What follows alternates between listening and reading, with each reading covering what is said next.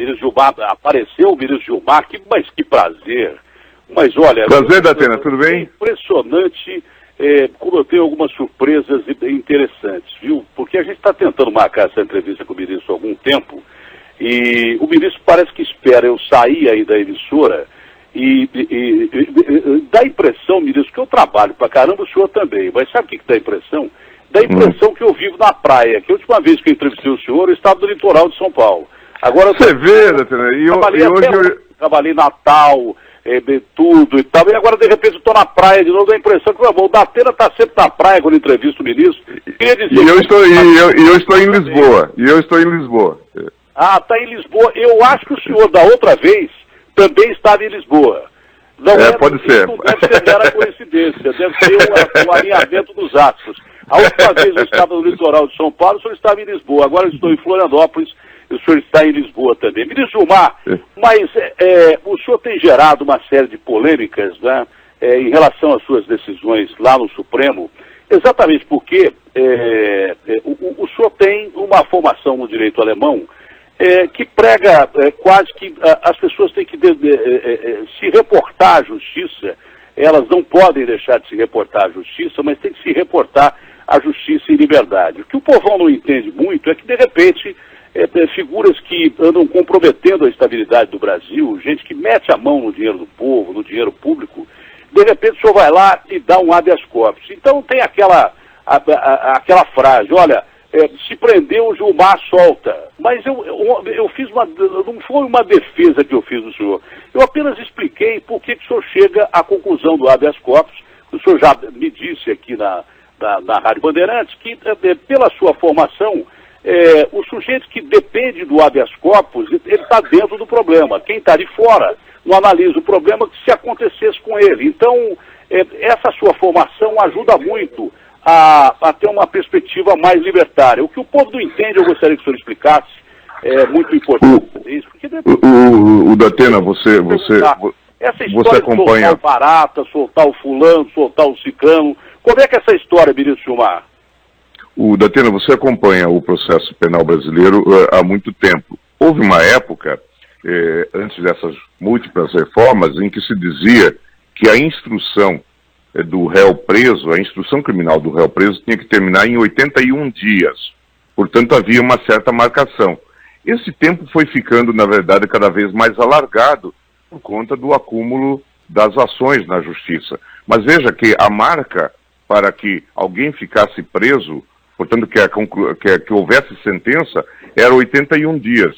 Veja que hoje nós temos presos provisórios de 2 anos, de 3 anos, de 4 anos. E agora, nessa nova onda do chamado direito penal de Curitiba, nós temos a chamada prisão provisória para que a pessoa delate. Em linguagem vulgar, isso significa quase que usar a prisão provisória como método de tortura. E a Constituição tem pressupostos sobre a prisão provisória. A Constituição tem claros pressupostos sobre a prisão provisória. Tanto é que foi na minha gestão ainda no CNJ que se aprovou a alteração do CPP criando as medidas alternativas. Como você sabe, a tornozeleira, alternativas de prisão domiciliar, suspensão da pessoa de frequentar determinados locais para não ter prisão provisória. O Brasil tem hoje, Datena, 700 mil presos. Metade de presos provisórios. Portanto, há algo de errado com esse modelo. E isso precisa ser discutido. Quando as questões chegam ao Supremo, nós fazemos a avaliação e dizemos, pode-se aplicar a medida tal. Veja, que chegam ao Supremo casos do furto de goiabada, você tem denunciado isso no seu programa, do furto, do bambolê, do chinelo. Então, são esses casos, muitas vezes, que chocam. Mas a justiça como um todo acaba sendo leniente com, vamos dizer assim, essas más práticas.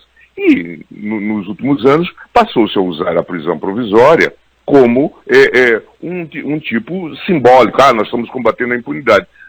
Não. Façam a sentença, deixe transitar em julgado ou obtenha pelo menos a decisão de segundo grau. Agora, é necessário. Eu acompanhei o caso, por exemplo, do Zé Dirceu, lá na turma. Ele estava preso provisoriamente, depois veio uma sentença que confirmou a provisoriedade da prisão, só que ele já estava preso há quase 2 anos. Entendi.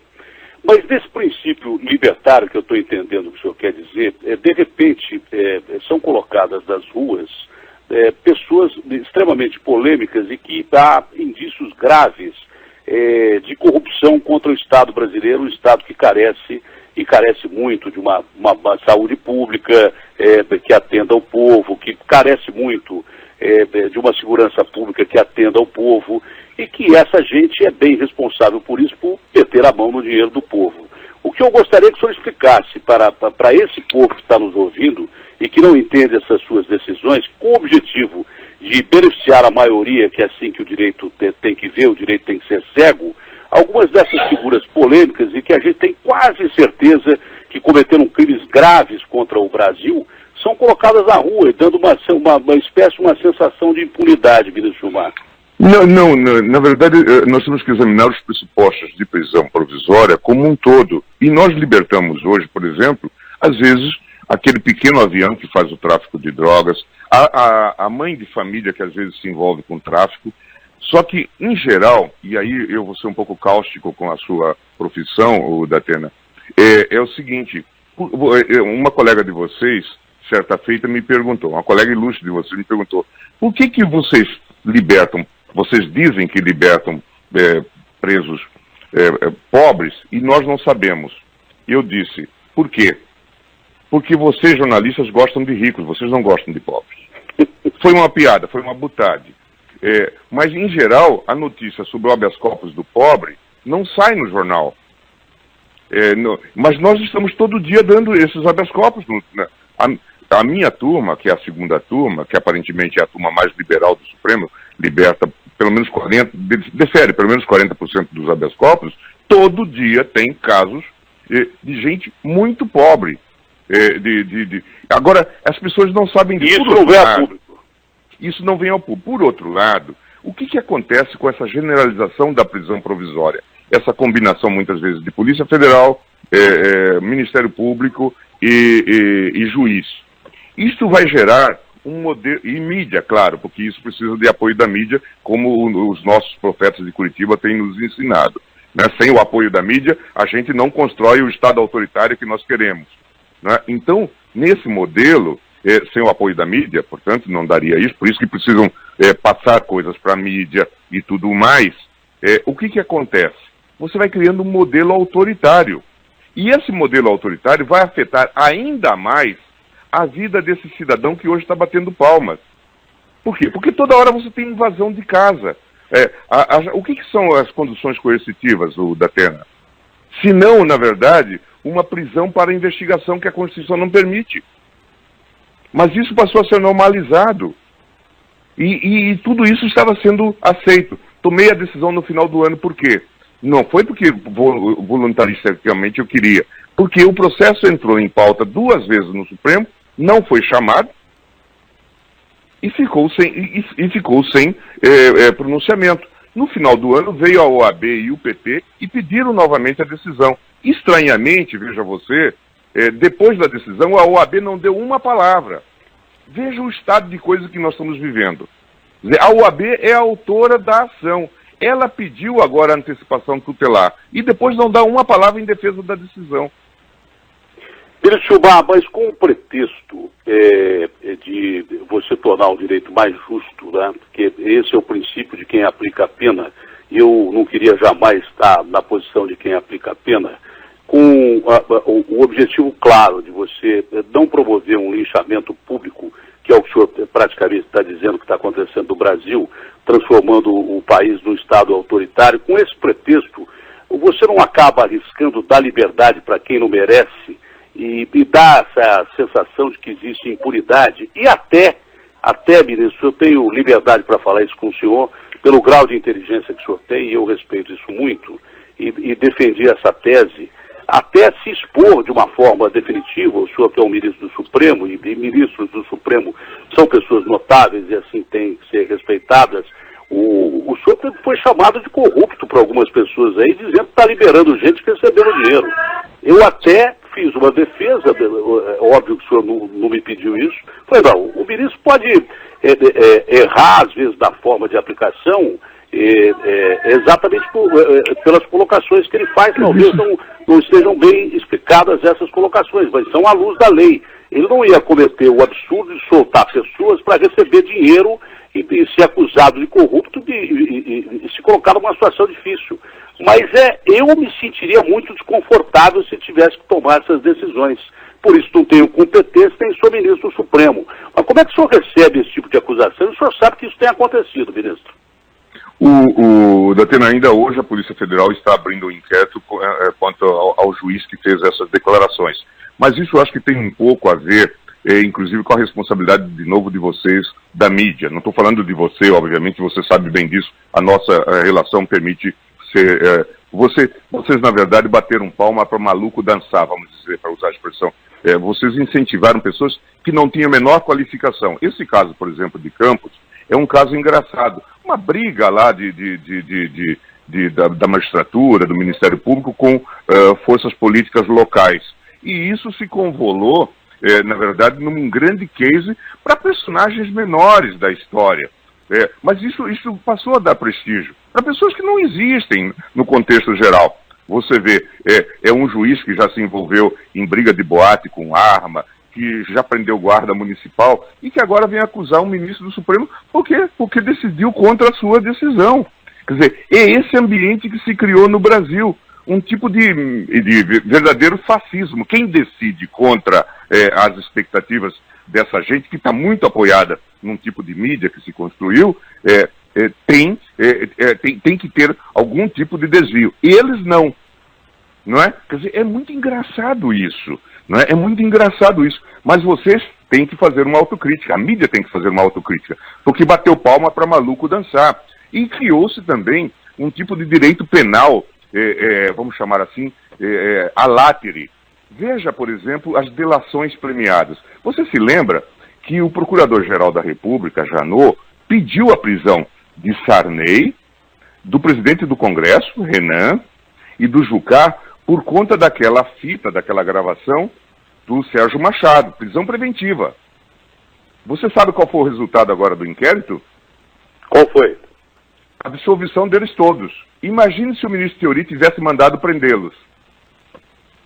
Mas o Janot, desde o princípio, cometeu uma série de erros. Pois mas vocês tem razão nesse aspecto. O Janot... Agora, outra coisa. Vocês sabem o que está ocorrendo, por exemplo, com esse submundo das delações? Advogado que é irmão do procurador em Curitiba e que monopoliza os acordos. A dona Fernanda Tortman, que tinha uma relação muito especial com o senhor Miller e que, portanto, dominava as pessoas que eram indicadas pelos procuradores, que faziam os acordos. Os escritórios que cresceram tinham alguma coisa a ver com esse ambiente. Quer dizer, isso é normal, Datena? O senhor acha que há crime nisso? Você que pergunta e manda investigar. Passa a haver um submundo autoritário. Nesse tipo de coisa. E certamente outras cositas más. Quer dizer, como que se faz esse tipo de acordo? Um sujeito, por exemplo, agora a Polícia Federal está pedindo a anulação do acordo do Sérgio Machado. Mas veja, ele tinha preparado toda aquela... tudo isso precisa ser discutido no Brasil. E veja, nós no Mensalão punimos alguns, absolvemos outros, não tinha um réu preso. Agora o argumento de vocês é que precisa ter todo mundo preso. Bobagem isso. Faça o processo andar e o defina. Então tem muita bobagem nisto. Agora nós estamos... Veja a matéria da Veja sobre os novos ricos, os advogados. Quem são? Quer dizer, como que isso está se dando? Quem é que tem preferência? Por que aquele episódio Miller ainda não se desdobrou, o Datena? Veja, esse sujeito andou dos dois lados. Atuava como advogado e como procurador. E quanto tempo ele estava fazendo isso? E era da equipe do Procurador-Geral. E vocês têm se perguntado sobre isso. Na medida em que quebramos os paradigmas do Estado de Direito, nós propiciamos essas infecções oportunistas. E é isso que o cidadão comum não sabe. Não sabe por quê? Porque vocês da imprensa não levam isso. Mas esses fatos estão aí para vocês verem. Mas o caso específico do Janot, eu considerei que houve realmente assodamento do procurador-geral, do então procurador-geral, no caso do Joesley, por exemplo, uma investigação estrondosamente muito mal conduzida, em que ele dá o direito ao bandido, porque quem faz a delação premiada é o bandido, de ter controle sobre a gravação. Não é assim que funciona. O cara vai lá com o microfone e quem tem a condução é quem está mandando ele fazer a gravação. Ele não pode gravar, editar e entregar uma fita. Aquilo foi tudo errado. Mas foi o ministro do Supremo, né, quem autorizou aquela mega delação premiada para o Joesley, que é naturalmente um sujeito corrupto.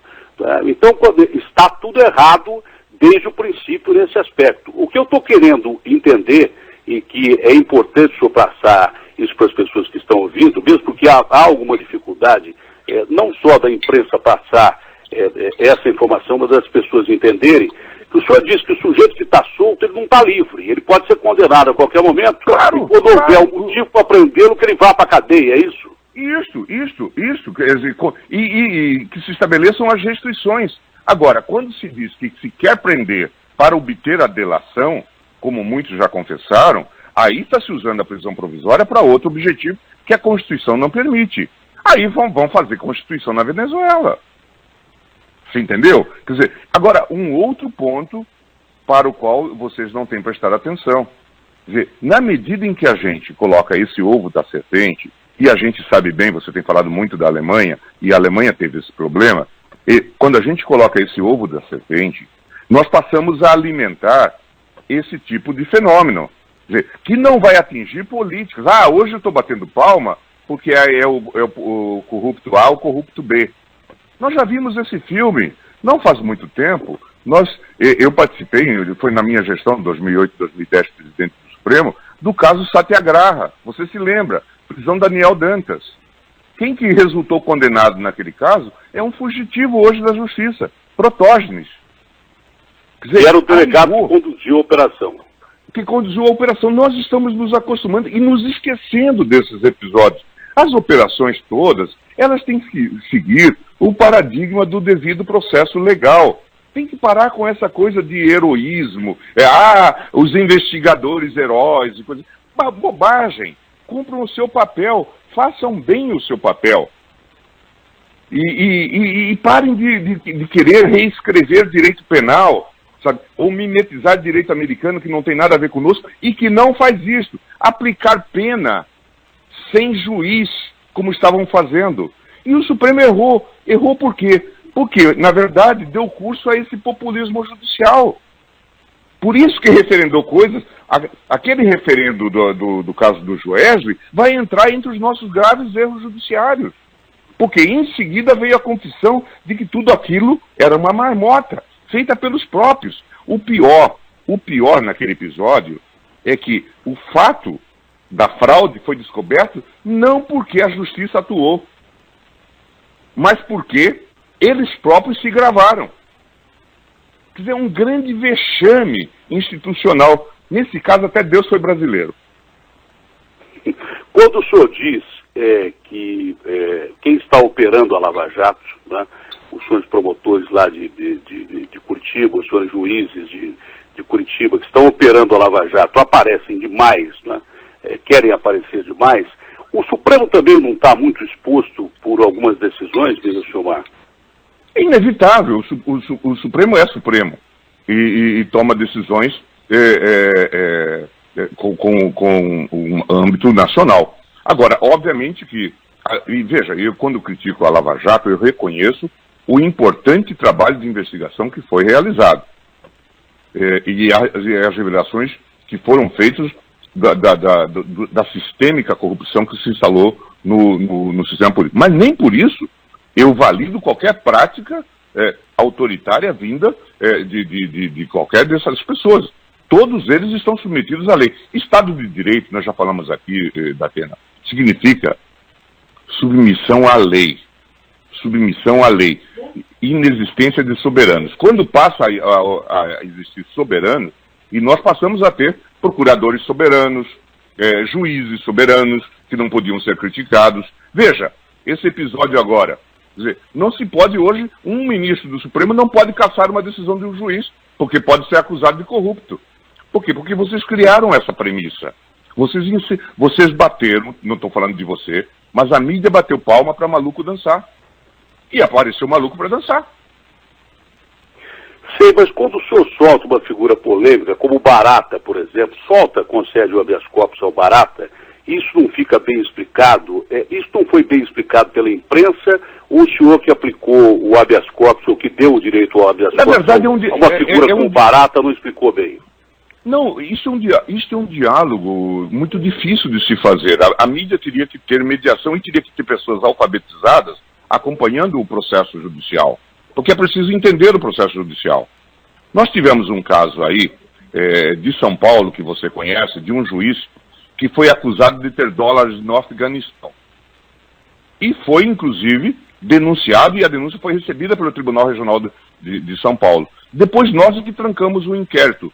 Era uma falseta, ele tinha errado na declaração de imposto de renda, porque o Afeganistão é o primeiro país que aparece, e tinha colocado isso lá. Veja, ter dólares no Afeganistão. E esse sujeito foi processado e seria condenado. O STJ manteve a decisão. Se não fosse o Supremo intervir. Agora, como que você explica isso à população? A história que vem contada é uma. Então, é difícil dialogar nesse plano. Os pressupostos da prisão provisória significam o seguinte: o sujeito vai danificar a instituição processual, ele pode fugir, de fato há risco dele fugir. É isso que justifica a prisão. Agora, eu quero que ele delate. Não, isso não é justificativa para a prisão. No final, você viu o caso do Sarney e pedir a prisão provisória do Sarney, do Renan, do Jucá, e agora o inquérito foi arquivado. Então, dentro desse aspecto, ministro, é muito importante uma decisão que passa pelo Supremo, pelo senhor, pelos seus companheiros, uma decisão histórica para o Brasil, em que nós teremos um candidato à presidência da República, que já foi presidente com 83% de aprovação, que foi condenado em primeira instância agora lá em Curitiba pelo juiz Moro, e que pode ter a ratificação dessa sentença, dessa condenação, agora no dia 24 de janeiro, lá em Porto Alegre, pela turma de Porto Alegre. Isso faria do Lula ou um candidato sob liminar, ou então ele impugnado como candidato a presidente da República. O Lula, que tem hoje 34% das pesquisas, disparado o líder das pesquisas aí para ser o próximo presidente do Brasil. O senhor é contra essa decisão tomada já da prisão em segunda instância? O senhor votaria a favor da extinção da prisão em segunda instância e, nesse caso, o Lula poderia concorrer à eleição? O que o senhor pensa? Aqui é uma confusão. Na verdade, o que pode atingir o presidente Lula nem é a questão da prisão. É claro que a prisão o atingiria, mas o que pode atingir... Não, é a condenação em segundo grau. Por quê? Porque ele estaria aí já com uma definição da lei da ficha limpa. É isso que o atinge, com prisão ou sem prisão. Portanto, o que se estima que... a ratificação da condenação. Da condenação. Só isso. A questão da prisão é um outro debate que nós estamos travando no Supremo, que poderia ocorrer nesse processo, não é? Se houver justificativa para a prisão e, claro, se entender que, de fato, já se executa a prisão em segundo grau. Isso nós vamos discutir certamente no próximo ano, e já estamos discutindo na turma. Em alguns casos, nós estamos mantendo a prisão em segundo grau, em outros casos, não. O que o Supremo disse, também aqui há uma grande confusão, estimulada um pouco por esse populismo judicial e pela mídia, que é o seguinte: o que acontece? Nós dissemos que o juiz, em segundo grau, poderia determinar a prisão. Seria permitida a prisão em segundo grau. Não dissemos que isso era em caráter imperativo, categórico. Portanto, nós dissemos que era um caso de se avaliar em segundo grau. O que aconteceu na prática? Na prática aconteceu, e isso inclusive nos casos da Lava Jato, que quem estava preso já provisoriamente e teve a decisão confirmada em primeiro grau, passou a cumprir a pena em segundo grau, definitivamente. E é isso que nós estamos rediscutindo no Supremo. Se está cumprindo a decisão que o Supremo tomou. Então, é esse o quadro que se coloca. Então, são duas coisas que, para o seu público, têm que ser separadas. O senhor viu como é difícil a explicação? Não é tão fácil. Para quem é ministro do Supremo, é fácil entender. Agora, para o grande público leigo, é difícil você entender a explicação. Seria legal o senhor explicar direitinho o que pode acontecer no caso de uma ratificação da condenação do Lula em segunda instância. A discussão sobre a candidatura dele se dará no plano da Justiça Eleitoral. Se a candidatura dele é registrável ou não, tendo em vista a condenação em segundo grau. E a resposta dos tribunais, nesses casos, tem sido não. Essa lei, inclusive, a chamada Lei da Ficha Limpa, foi aprovada em 2010, ainda nos governos do PT. Foi apoiada amplamente pelo governo do PT. Eu, inclusive, fui voto vencido. Eu achava que deveria se exigir o trânsito em julgado. Eu, o ministro Celso de Mello. Mas essa foi a decisão do Congresso Nacional. É fruto de uma lei, como você sabe, de iniciativa popular, com grande apoio do governo da época. Portanto, isso está sendo aplicado pela Justiça Eleitoral. O que significa que, se condenado em segundo grau, ele estará inelegível. Entendi. Mas, em caso contrário, sabe o que pode acontecer? Eu estou pensando aqui com os meus botões que ontem, no despacho que suspendeu os efeitos do indulto do presidente Temer, do indulto de Natal, a ministra Carmen Lúcia evocou o senhor. Exatamente daquela decisão de 2016 em relação ao Lula, que iria se tornar ministro-chefe da Casa Civil. Ela citou o senhor que, naquela época, considerou um desvio de finalidade o Lula ser um super-ministro, ministro da Casa Civil, e por isso ela suspendeu os efeitos do indulto do presidente Temer. Eu fico muito honrado. Você pode ser o inimigo do Lula no passado e pode ser mal entendido e agora amigo do Lula defendendo a candidatura dele, nem que pese uma condenação em segunda instância. Se não explicar direito, vai ficar parecendo isso, eu estou enganado. Não, nada disso. Até porque, na verdade, quem faz a política de amigo e inimigo é o fascismo, é o nazismo. Né? Era o Carl Schmitt, como você sabe. Né? Eu não faço isso, e o PT sabe disso. Né? Eu não faço esse tipo de coisa, tanto é que os meus votos no tribunal pautam por princípios muito claros, e eu sempre estive na posição em que eu estou. Nesse tipo de matéria, sempre achei que nós deveríamos combater esse modelo, esse viés autoritário. A citação da Carmen Lúcia me honra muito, embora os casos sejam bastante diferentes. Aqui nós falamos realmente de um tipo de poder que era o poder do príncipe. E parece que essa questão do indulto, parece uma batalha do Itararé, né? Porque, de fato, se fala muito, olha, isso tudo é contra a Lava Jato, e ninguém sabe indicar quem são os beneficiários. Isso fala muito mal do Brasil como um todo. O Ministério da Justiça, que não sabe dizer quem são os beneficiários, o CNJ, que tem um aparato hoje que custa 100 milhões de reais por ano ou mais, e que também não sabe, o CNMP. Portanto, na verdade, vira uma batalha de Itararé, discutindo um poder de quase soberania do presidente da República. Então, é uma coisa muito engraçada. Mostra que o Brasil realmente está vivendo um modelo de baguncismo geral. É um corporativismo grande, cheio de gente competente em todo lugar, que não sabe o que está fazendo. O senhor é a favor desse indulto, ministro? Não, eu nem conheço as bases, mas eu estou vendo que as figuras que estão discutindo com um imenso despreparo, com uma imensa desinformação. Na verdade, na toada da mídia sobre o assunto. Com as informações de, isso é um levante contra a Lava Jato, está libertando os corruptos tais e quais. E quais são eles? Quem são os casos? Quer dizer, um país que dá um indulto e que não sabe qual é o nível e o tamanho dos beneficiários e tudo mais, na verdade está passando um atestado de grande incompetência. Isso fala mal do Ministério da Justiça, isso fala mal do CNJ dirigido pela presidente Carmen Lúcia, isso fala mal do CNMP dirigido pela procuradora Raquel, mostra que nós estamos vivendo um grande baguncismo. E estamos sendo tangidos pelo quê? Pela mídia escandalosa, por uns espertalhões. Discutindo um tema, veja... Ministro, mas quando, de repente, você tem a sensação de que 80% dessas pessoas envolvidas em crimes de corrupção e lavagem de dinheiro, com 100% de perdão das multas, né, anistia para 80% dessas pessoas, perdoando 80% dessas pessoas que têm crimes graves de corrupção e lavagem de dinheiro e perdoando 100% das multas, não dá a mesma impressão de, como diz a ministra Cabelussa no seu despacho, que é um indulto realmente bem natalino e com o objetivo de você perdoar sem analisar a culpabilidade de quem tem culpa? O Datena precisa dizer quem são, quais são. Parece que, na verdade, pelo que eu estou lendo nos jornais, eu estou só falando o que está nos jornais, parece que todo mundo está discutindo às cegas essa temática. E não estou isentando a responsabilidade da Presidência da República.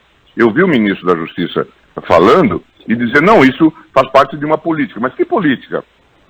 Que tipo de dados? Quer dizer, quais são os dados? Você sabe, esse poder de indulto é um poder de difícil contrastação. Quer dizer, desde que devidamente calcado em dados, ele é de difícil contrastação. Não tem, tanto é que os paradigmas são quase que espirituais. É o princípio da proporcionalidade, é coisa do tipo. Mas eu não quero nem discutir isto. É que você mesmo está dizendo 80% disso e 80% daquilo. E quais são os beneficiados? Veja, você mesmo tem que assumir dados que já vieram dos seus colegas e que estão sendo veiculados por quem? Por um rapaz lá de Curitiba. Veja, nós estamos nas mãos de espertalhões da própria mídia, ou de mexer com a mídia nesse sentido. E estamos sendo tangidos por isso. Sabe, isso é ridículo. Um país de 200 milhões de habitantes, 7ª economia do mundo, que não tem um controle razoável desses números, sabe, fala mal da gente como civilização. Estamos discutindo, na verdade, estamos travando uma batalha de Itararé. Agora, fazia sentido, se não tinha objeto, ter colocado isso no decreto? Não. Agora, faz sentido a impugnação? Faz sentido toda essa discurseira em torno do assunto? Também não. Isso revela um despreparo geral.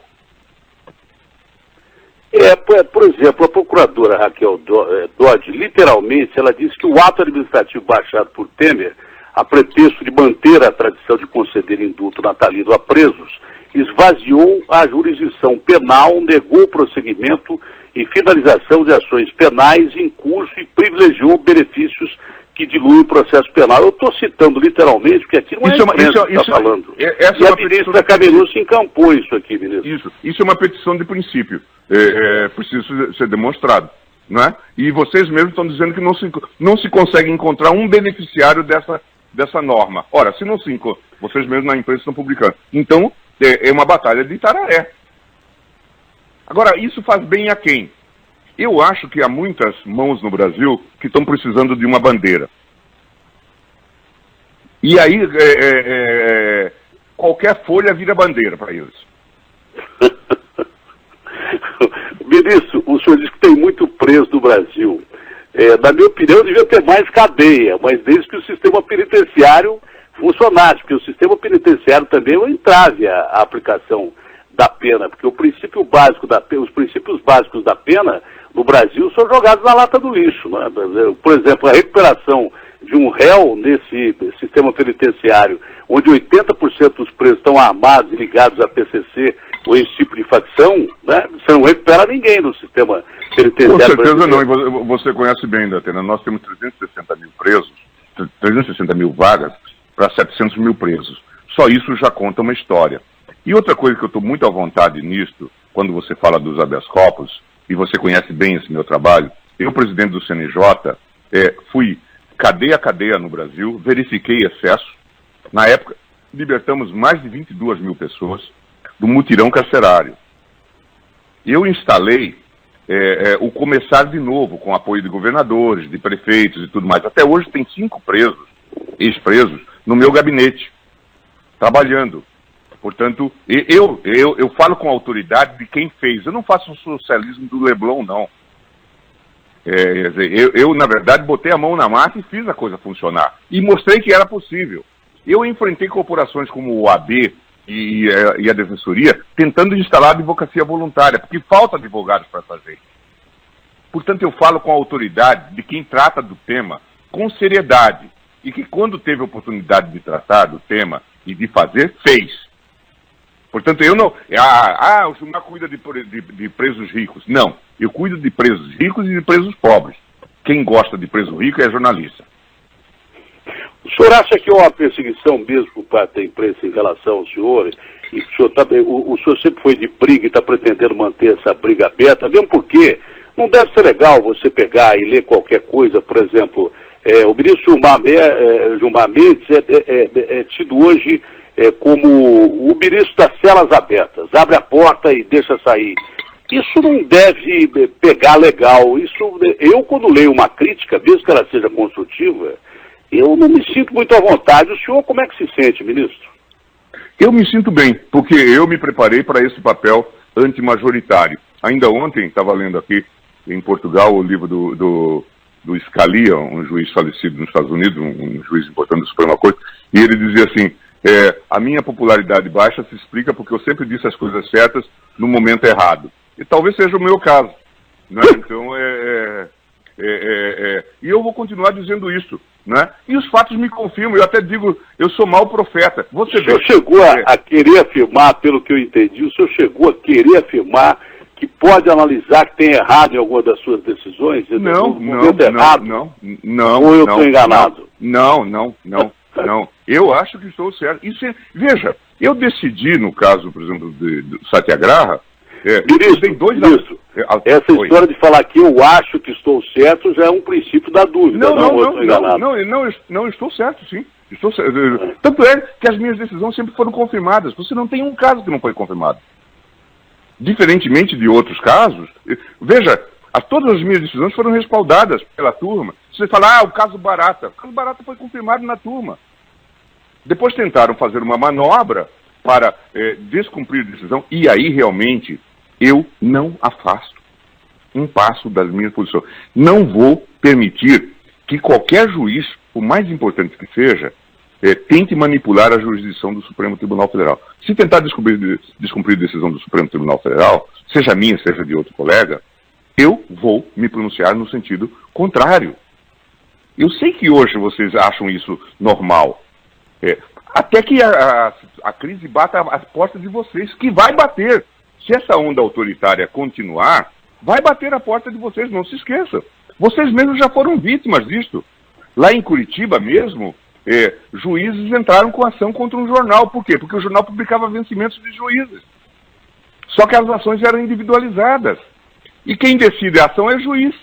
Quem dá parecer ministro, isso é uma ameaça ou uma análise histórica do que já aconteceu? Não, é uma análise histórica. Isso vai ocorrer. Vai ocorrer. Se nós alimentarmos o Estado autoritário, isso vai bater a porta de vocês. Já bateu, você sabe disso. Só que quando você sofre o ataque, você sofre individualmente. Você não tem como reclamar. Então, esse ambiente que se cria é um ambiente extremamente... Então, eu estou de bem com a vida. Sou reconhecido onde estou, sou reconhecido academicamente, estou tranquilo, até porque eu digo, eu sou profeta incompetente, porque aquelas coisas que eu digo acontecem. Você vê, eu fui a única voz que se levantou contra o acordo Joesley de Janot. O plenário do Supremo teve Marco Aurélio e Lewandowski, que votaram também para não referendo daquilo. O que aconteceu menos de um mês depois? Aquela fita, que revelou o quê? Que aquele acordo estava furado todo ele. Veja. Mas isso ninguém destacou. Eu vociferei contra esse acordo, eu até discuti com o Robalinho, ele me disse, senhor Datena, quem faz delação é bandido, o Papa Francisco não vai fazer delação. Eu falei, sim, mas a delação é uma mega delação criada para o Joesley, que é um bandido. Eu fui contra esse acordo também, mas ele foi vacinado para o ministro do Supremo, ele foi respaldado pelo Fachin. Mas ali se deu a delação, você sabe bem, no grau máximo, que era... não estou negando que ele pudesse fazer a delação e pudesse ter feito a delação que fez, não interessa. Eu estou dizendo, se deu no grau máximo. que se diz que era para a pessoa que não seja chefe de quadrilha ou da organização criminosa. Só que ele se assumia como chefe da organização criminosa. Então, pior do que isso, um ser humano execrável. Pior do que isso, um ser humano execrável. Os ataques da ministra Carmen Lúcia extrapolaram só os termos judiciais e demonstraram um ser humano desprovido de qualquer decência. Sim, mas veja, mas estou falando do ponto de vista, a decisão da homologação é contra a lei. É legal. Isso entendeu? Quer dizer, porque ele se assumia chefe de quadrilha e de organização criminosa e para dar o benefício máximo que eles condicionaram, e aí eu não sei se teve a mão santa ou não santa do Miller nesse processo. É esse que é o problema, o Datena. Quando você passa a ter um processo não transparente, você começa a ter essas infecções oportunistas. Por quê? Porque o Ministério Público passa a ser soberano nessas negociações. E passamos a ter os advogados de Araque, essa advocacia subreptícia, esses fenômenos do advogado que encontra com o procurador no bar, não é? Tudo isto passa a ocorrer nesse ambiente, porque tudo é sigiloso e tudo que o Ministério Público disser tem que ser aceito. O ministro Teori deu exemplos de que não era assim, tanto é que rejeitou a prisão do Sarney, do pedido do Sarney. E fez certo, porque veja, depois se revelou que havia realmente algo de indevido. Você está falando muito na delação do Joesley, mas tem a delação do Sérgio Machado e tantas outras que precisam ser discutidas. Então, na verdade, eu estou comigo absolutamente tranquilo, sabe? Estou onde sempre estive e acho que estou fazendo um bom papel. Quer dizer mais? Quer que eu fale mais? Devo dizer o seguinte, essa onda autoritária que parecia iria dominar o país, passou. Aquelas vozes que criticaram esses abusos podem se considerar vencedoras. Eu estou do lado vencedor. Eu estou do lado de quem defendeu o Estado de Direito, e por isso estou tranquilo. Mas o senhor não acha que esse princípio de autoritarismo ele vem à tona e exacerba, a história prova isso, o populismo, à medida que os políticos avançaram demais no sinal e roubaram muito mais do que deviam e podiam, e continuaram roubando, mesmo depois de algumas condenações, no caso do Mensalão, do Zé Disseu, continuaram aparecendo casos que vieram posteriormente a esses casos. Isso também essa onda de populismo que o senhor se refere. Só que você sabe que... tanto roubo a céu aberto. Tudo isto é verdade e precisa ser combatido, e eu digo, esse é mérito da Operação Lava Jato e de todas as operações que vem combatendo. Agora, nós precisamos discutir todo o modelo do sistema político, aquilo que a gente chama de fuga para frente. Por exemplo, é muito engraçado que a gente esteja discutindo o petrolão, e aí apareça uma pesquisa na Folha de São Paulo, dizendo, olha, a maior parte das pessoas é a favor da estatização. É meio engraçado. Por quê? Porque a estatização é um instrumento de corrupção no nosso sistema. Se a Petrobras fosse empresa privada, como a Vale se tornou empresa privada, obviamente que não teria petrolão. Nós precisamos discutir isso, Datena. Vocês, formadores de opinião, têm que entrar nesse tipo de debate e ajudar... O Debrecht é uma empresa privada, ministro.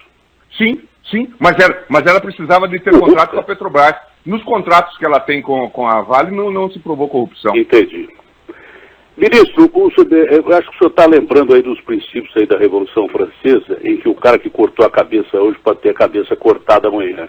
É mais ou menos isso. Eu não entendi realmente como ameaça, porque o senhor não é um sujeito de fazer ameaça evidente, que até, talvez de uma forma subconsciente, eu não posso concordar com algumas posições do senhor, eu tenho que discordar de algumas posições do senhor, talvez até de uma forma inconsciente e populista pela minha função, eu apresento um programa sobre segurança pública em que eu vejo muito tendo liberdade, com portas abertas de cadeia, mas uma coisa eu respeito no senhor e respeito muito.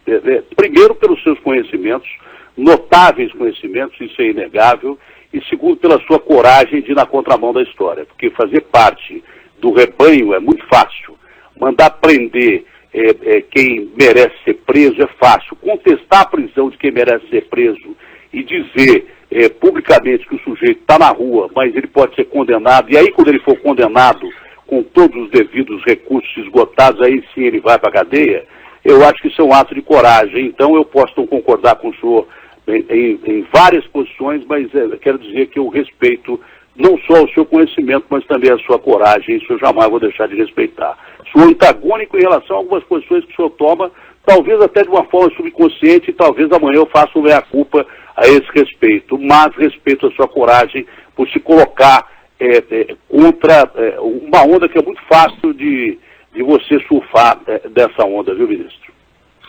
Datena, veja, não entenda a minha palavra nunca como ameaça, de jeito nenhum. Estou dizendo que todos nós que alimentamos, e você conhece bem essa história, nós já falamos sobre isso em outros programas, o ovo da serpente, nós corremos o risco de depois sermos vítimas dela. A história alemã é muito rica nisso, você sabe muito bem. Então eu estou dizendo que a própria mídia, veja, no caso Satyagraha nós vimos isso muito bem. Você deve se lembrar que o delegado Protógenes pediu a prisão daquela jornalista da Folha, que teve a sua carreira prejudicada à época, Andrea Michael. Por quê? Porque ele entendia que ela tinha vazado alguma coisa. Veja, quer dizer, ameaça para o próprio jornalismo. Esse modelo autoritário gera esse tipo de coisa. E nós precisamos cuidar disso. Nós precisamos estar atentos a isso. Eu estou tranquilo, porque, de fato, eu acho que eu cumpri o meu papel histórico. Aqueles que acham, o Gilmar foi uma trava nisso. Estou muito satisfeito em relação a isso, porque, de fato, fui a voz que denunciou esses abusos. Quando o procurador-geral era tido aí pela mídia como um santo, eu apontava as incompetências. Você disse, você também apontou os problemas. Então, nós que fizemos isso e fomos poucos, né, devemos ter agora o nosso galardão, né, devemos ter o nosso reconhecimento. Pelo menos o nosso reconhecimento próprio, né, de que nós estávamos no papel correto. Quanto ao debate, é importante, quando eu falo com essa ênfase para você, porque eu sei que você é um formador importante de opinião. Você precisa, na medida em que você se convença, traduzir isso para os seus milhões de ouvintes, né?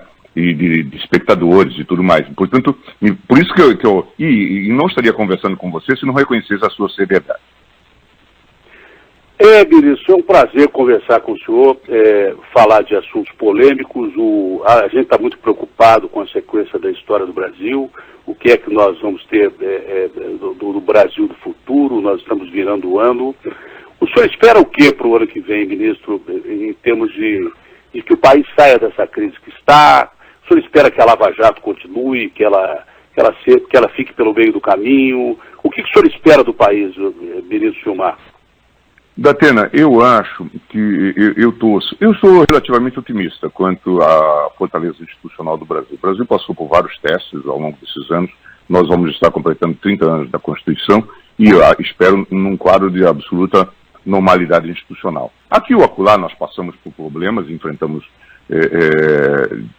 debates e uma certa turbulência, como tem acontecido. Vez é problema do Legislativo, vez é do Executivo, vez é do Judiciário, vez é do Ministério Público, Polícia Federal, em suma, nós temos vivido essas crises, mas temos sabido superá-las. Graças também a uma imprensa livre, que comete erros, mas que também faz a sua autocrítica. Então eu espero que em 2018 nós consigamos construir um consenso básico. Temos eleições, é extremamente importante, e eu tenho a impressão de que esse modelo de Estado autoritário, totalitário que se estava gestando, já está na sua fase de refluxo, na sua fase de regresso. E eu acho que nós vamos prosseguir num estado de normalidade. A economia está retomando o seu crescimento, o que é fundamental num país com tanta desigualdade como o Brasil. Se você passa a ter 16, 20 milhões de desempregados, isso é uma tragédia familiar, é uma tragédia social, é uma tragédia econômica. E nós, de fato, vivemos uma tragédia em termos econômicos e financeiros. Quer dizer, o que nós tivemos no último governo Dilma Rousseff foi uma tragédia financeira que nos levou a esse caos, que ameaçou ser um caos institucional. Ministro, foi um prazer conversar com o senhor. Muito obrigado pela entrevista. Um grande ano para o senhor, que o Brasil realmente saia desse atoleiro que está e que encontre realmente uma luz no fim do túnel. Tá. Bom dia, obrigado para isso. E sua equipe, Datena. Tudo de bom, hein? Um grande abraço. Abraço grande.